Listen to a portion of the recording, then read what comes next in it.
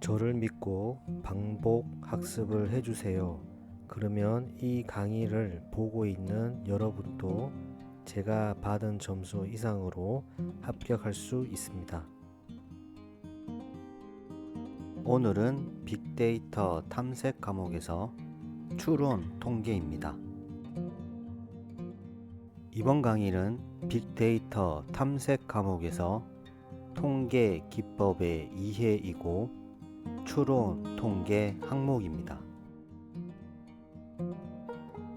먼저 추론 통계의 이해에 대해 설명드리고 점 추정, 구간 추정, 가설 검증에 대해 설명을 드리겠습니다.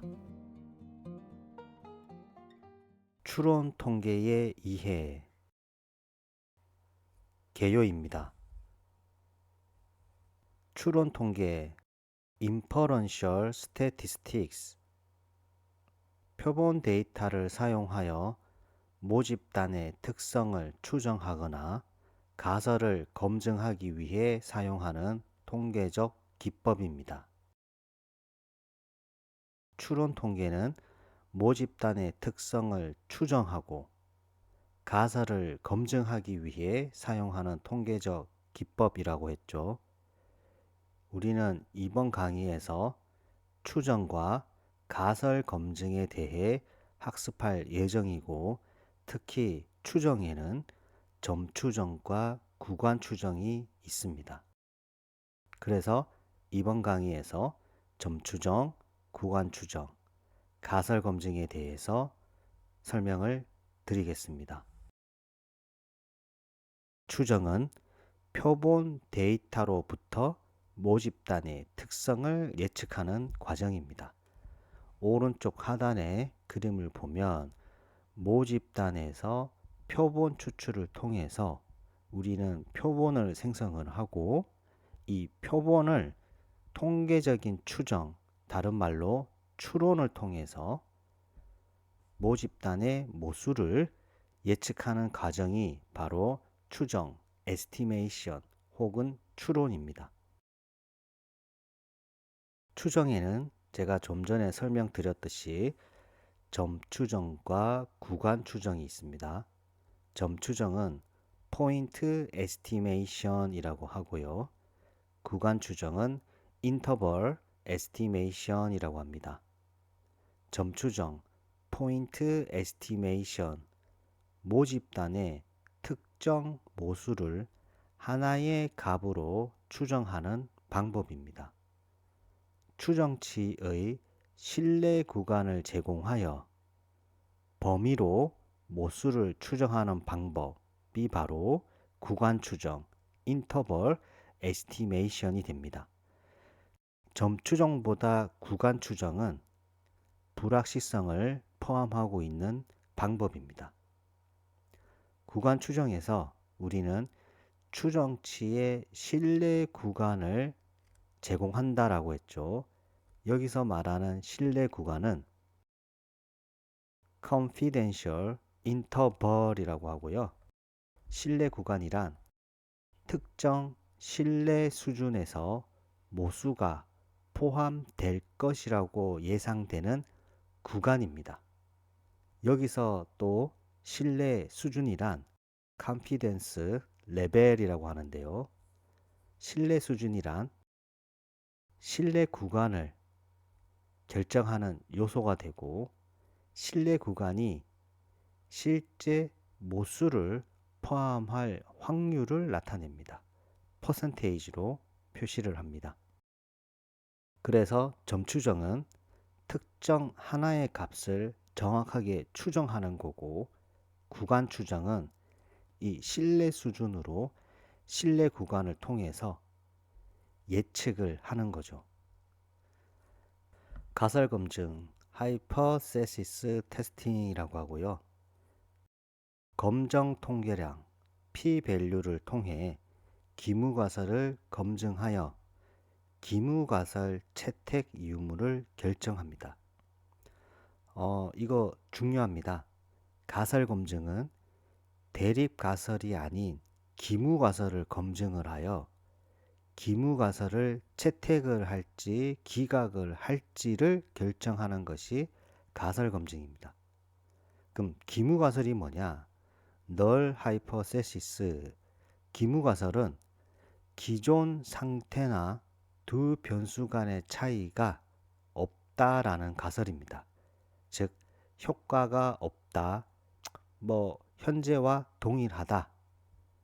이 가설이 기무가설이고, 이 기무가설을 검증해서 기무가설을 채택을 할지 말지를 결정하는 게 가설 검증이고, 만약 기무가설을 기각, 즉 받아들이지 않는다라고 하면 대립가설이 참이 되는 겁니다.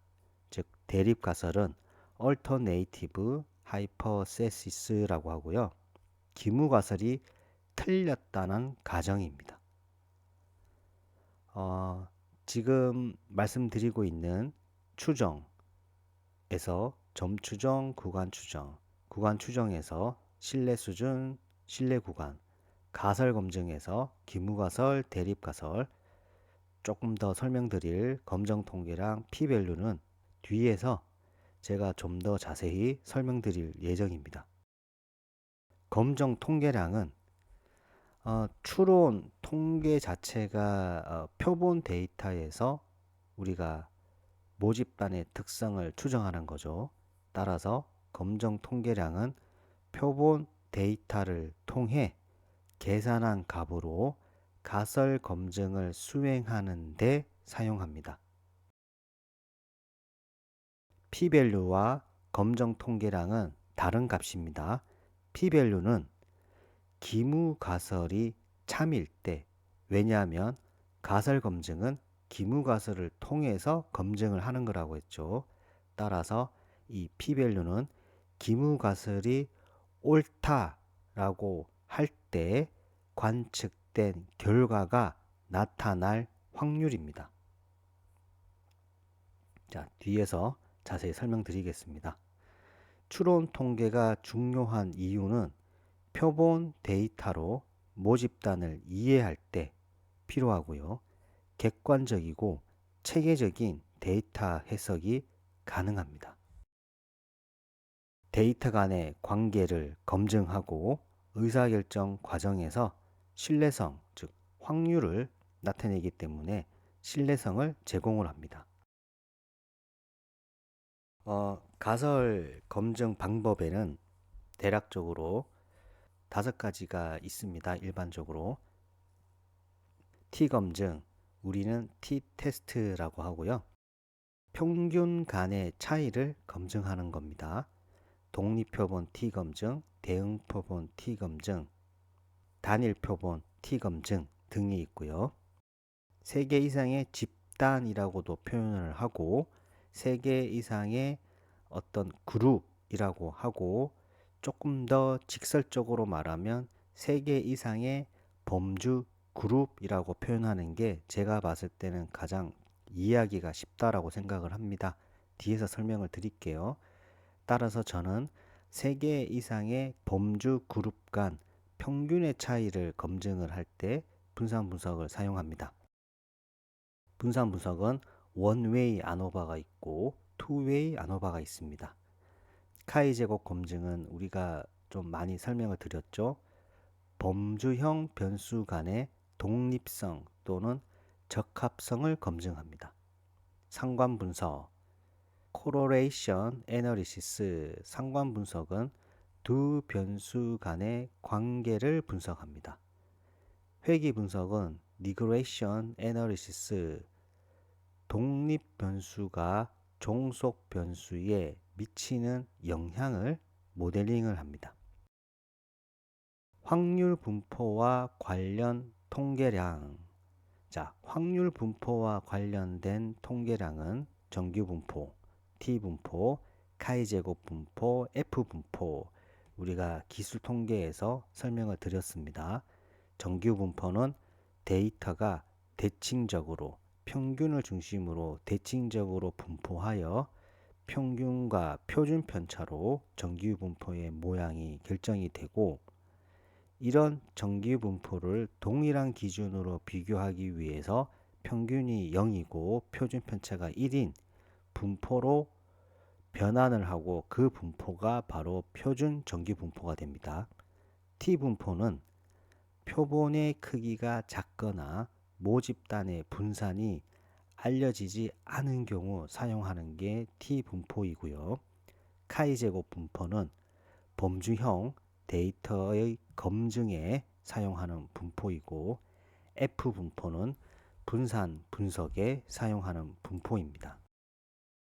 해당 내용은 이전 강의이죠. 2-3-1-3 기술 통계에서 자세히 설명을 드렸습니다. 해당 영상을 한번 학습하면 좋겠습니다. 벌써 이번 강의의 반이 지났습니다. 구독과 좋아요 눌러주시고 잠깐 쉬었다가 다시 이 영상을 보면 좋겠습니다. 자, 두 번째 점추정입니다. 개요입니다. 점추정, 포인트 에스티메이션이라고 하고요. 모집단의 특정 모수를 하나의 값으로 추정하는 과정입니다. 예를 들어서 모집단의 평균을 추정하기 위해서 표본 평균을 사용하는 것이 바로 점추정이 됩니다. 점추정에서 사용하는 통계량은 표본 평균, 표본 표준 편차, 중위수, 최빈값 등이 있습니다. 점추정의 조건, 이 점추정의 조건에 관한 문제가 빅데이터 분석 기사 필기시험에서 자주 출제가 됩니다. 점추정의 조건은 4가지가 있습니다. 불편성, 효율성, 일치성, 충족성이 있습니다. 불편성, 불편하다 라는 말이 아니고요. 그래서 한글보다는 영어가 좀 더 이해하기가 쉬운 얘기가 이런 얘기인데요. 불편성은 unbiasedness. 자, 불편성은 추정량의 기대값이 실제 모수와 같아야 되는 것이 점추정의 조건이고요. 효율성은 efficiency. 분산이 가장 적은 추정량이 좋다라는 것이 바로 효율성입니다. 당연한 얘기겠죠. 분산이 가장 적으면 적을수록 실제 값과 같아지겠죠. 일치성은 consistency. 표본의 크기가 커지면 커질수록 추정량의 참값에 수렴을 해야 한다는 말입니다. 일치성과 관련이 있는 것이 바로 큰 수의 법칙이 있습니다. 점추정의 일치성은 큰 수의 법칙, Law of Large Numbers와 밀접한 관련이 있습니다. 표본 크기 n이 증가함에 따라서 모집단의 참값, 즉 true value죠. 점점 가까워진다라는 성질인데요.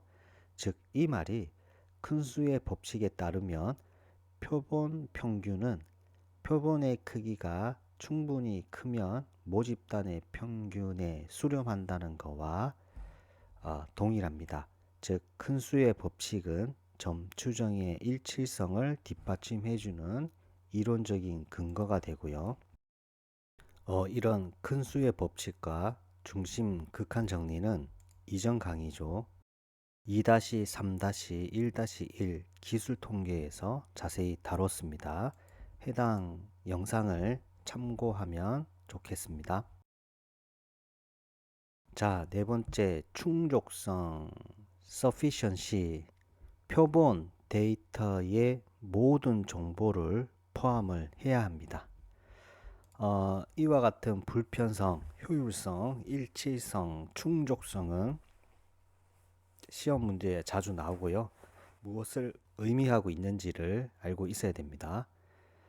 점추정의 종류에는 모수의 모평균을 추정하기 위해서 표본 평균을 통해서 모수의 모평균을 추정하고요. 표본 평균의 수식은 다음과 같습니다. 표본 분산을 통해서 모수의 모분산을 추정을 하고요. 표본 비율을 통해서 모수의 모 비율을 추정합니다. 자, 수식은 오른쪽과 같고요. 특징은 이와 같습니다. 또 자주 하는 실수가 있는데 표본 평균은 x 위에 이렇게 바 형태가 있죠. 표본 분산은 스몰 x 제곱입니다. 표본 비율은 p 위에 이렇게 꽃갈 모양이 있고요. 모수는 모 평균은 뮤라고 표현을 하고요. 모 분산은 시그마의 제곱으로 표현을 합니다. 모 비율은 p라고 표현을 하고요. 기호에 따라서 표본의 통계량을 나타내는 것인지 모집단의 모수를 나타내는 것인지를 파악을 해야 됩니다. 자, 점 추정의 기법이 있는데요. 정률 방법과 최대 우도법이 있습니다. 사실 점 추정의 기법에 관한 문제는 거의 나오지는 않는 것 같고요. 좀 이해하기도 조금 어렵습니다. 사실 저도 이해가 직관적으로 잘 되는 부분은 아닙니다. 하지만 그냥 상식선에서 설명을 드리면 점 추정하는 방법은 두 가지가 있다고 했죠. 정률 방법과 최대 우도법이 있는데 사실 우리는 이런 데이터 분석에서는 대부분 다 최대 우도법을 사용합니다. 그래서 최대 우도법이라는 그 단어와 그 정의를 조금 알고 있으면 좋을 것 같아서 강의 항목에 넣었고요. 빅데이터 분석 기사 필기 시험에서는 최대 우도법은 나올 수도 있을 것 같긴 한데 이 정률 방법은 나오지 않을 거라고 생각을 합니다. 자, 정률 방법 Method of Moments라고 하고요. 표본의 정률, 즉 모멘트라고 합니다. 이 말이 어렵습니다. 원래 한자가 영어를 한자로 번역한 것이 너무 어렵습니다. 즉 표본의 정률은 모집단의 정률과 동일하다고 가정을 하고 모수를 추정하는 방법입니다. 자, 그러면 정률이 뭘까요? 정률이란 확률 분포의 모양을 설명하기 위해서 사용되는 수학적인 척도라고 합니다. 확률 분포의 모양을 설명하기 위해서 사용되는 수학적인 척도. 우리는 이러한 척도를 배웠죠. 외도, 첨도 등이 있습니다. 하지만 정률은 다른 개념이고 그런 확률 분포의 모양을 설명하기 위해서 사용하는 척도인데 아래와 같은 공식이 있습니다. 이런 공식을 통해서 확률 분포의 모양을 설명을 하는데 계산이 단순하기에 직관적으로 알아볼 수 있고 항상 효율적이거나 최적의 추정량을 보장하지가 않습니다. 자, 정률을 제가 예를 들어 볼게요. 오른쪽 그림처럼 오른쪽에 있는 것처럼 자, 주어진 데이터가 5개가 있습니다. 2, 4, 6, 8, 10이 있고 1차 정률을 구합니다. 1차 정률 1차 정률을 M1이라고 하고요. 이런 공식에 의해서 계산을 하면 평균값이 나옵니다. 자, 2차 정률은 각각의 값을 제곱을 해가지고 평균처럼 나누어집니다. 그러면 2차 정률은 44가 나오겠죠. 우리는 분산을 추정을 할 때 이 2차 정률 빼기 1차 정률을 제곱을 해서 빼준다는 얘기거든요. 즉, 이 말은 분산이 되는 겁니다. 이렇게 점 추정을 하는 방법이 정률 방법이라고 하고요. 우리가 통계학에서 혹은 알고리즘에서 가장 많이 쓰는 이 점 추정의 기법이 바로 최대 우도법이라고 하고요. 최대 우도법, 또 말도 상당히 어렵죠. 최대 우도법이란 Maximum Likelihood Estimation, 우리는 MLE라고 합니다. 최대 우도법이란 표본 데이터가 관찰될 가능성, 이것을 우리는 우도라고 하고요. 이 우도가 가장 크게 만드는 모수값을 추정하는 방법입니다. 우도 함수 likelihood 펑션이라고 하는데요. 관찰된 데이터를 기반으로 모수의 가능성을 나타냅니다. 자, 최대화란 즉 우도 함수의 값을 가장 최대화 높게 만드는 모수를 찾는 과정이 바로 최대화라고 하는데요. 일반적으로 이 우도 함수를 로그화를 합니다. 그래서 우리는 이거를 로그 우도 함수라고 하고요. 로그 우도 함수를 통해서 최대화하는 평균과 분산을 계산하는 과정이 바로 최대 우도법이 됩니다. 평형이 있을 수 있으나 표본의 크기가 커질수록 평형이 줄어듭니다. 자, 아래 공식을 보면 L, 뮤, 시그마 제곱, 즉 L이 우도 함수를 나타내고 뮤와 시그마 제곱, 즉 모집단의 평균과 분산을 통해서 오른쪽 수학 공식과 같이 우도 함수를 만들고요. 이 우도 함수는 exploration이죠.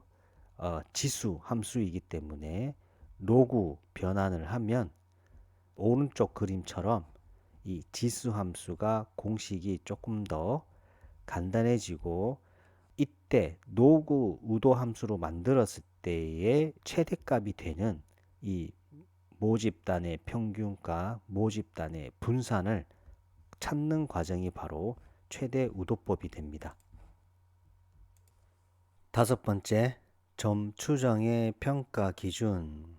편향과 평균 제곱 오차가 있습니다. 편향, 바이어스라고 하죠. 사실 편향과 즉 바이어스, 편향과 편차, 베리언스는 서로 다른 개념입니다. 통계학 및 데이터 분석에서 사용하는 맥락도 다릅니다. 그런데 대부분의 사람들이 바이어스, 편향과 편차를 명확하게 이해를 하고 있지 못한 경우가 많고요. 다른 것 같으면서도 비슷하게 사용을 하고 있습니다. 그래서 조금 더 명확하게 설명을 드리면 바이어스, 편향은 추정량이 참값에서 체계적으로 어떤 시스템적으로 벗어난 정도를 편향이라고 합니다. 즉 측정 또는 추정 과정에서 생기는 체계적인 오차라고 하고요. 예를 들어서 체중계가 항상 2kg가 적게 측정된다라고 하면 바이어스 편향이 있다라고 볼 수가 있습니다. 편차 베리언스는 추정량이 얼마나 산포되어 있는지를 나타냅니다. 즉 표본 추정값이 얼마나 변동성을 가지고 있는지를 보여주는 거고요. 반복 측정 시 값이 크게 변동하는 경우가 바로 편차가 우리가 크다라고 하죠.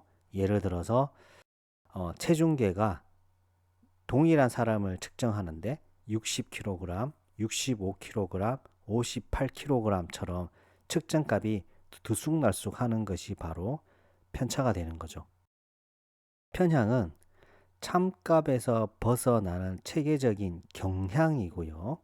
편차는 측정값의 변동성, 산포도가 됩니다. 편향은 측정 도구나 방법론적인 문제로 발생하는 오차이고요.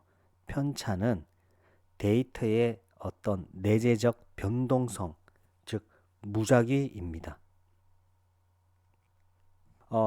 편향은 추정량의 신뢰성을 평가하는 지표이고요.